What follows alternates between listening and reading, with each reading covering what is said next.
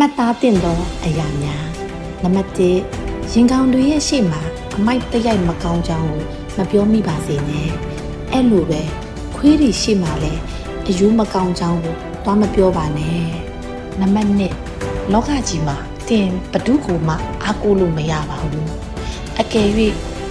တင်ကသူတို့အတွက်သုံးဝင်နေမယ်ဆိုရင်အားကိုးကောင်းအားကိုးလို့ရနိုင်ပါတယ်နံပါတ်3တင်ကိုခဏခဏစိတ်ညစ်အောင်လုပ်တဲ့လူတွေနဲ့ဝေးနေပါပြဿနာများတဲ့လူတွေနဲ့လည်းအဝေးနေပါနံပါတ်4တကယ်တော့လူလောကကြီးကအကျိုးအမြတ်ကိုသာအဓိကထားကြည့်ကြတာပါအကျိုးမြတ်ရဲ့ရှေ့မှာမိသည့်ခင်မြင်မှုမိသည့်ဆက်ဆံရေးမိသည့်အရာမဆိုအလုံးဟာမိမိန်ပျောက်ကွယ်သွားတာပဲနံပါတ်5ဘယ်တော့မှလူတစ်ယောက်ကိုပြောင်းလဲဖို့မကြိုးစားပါနဲ့သူ့ဘယ်တော့မှမပြောင်းလဲနိုင်ပါ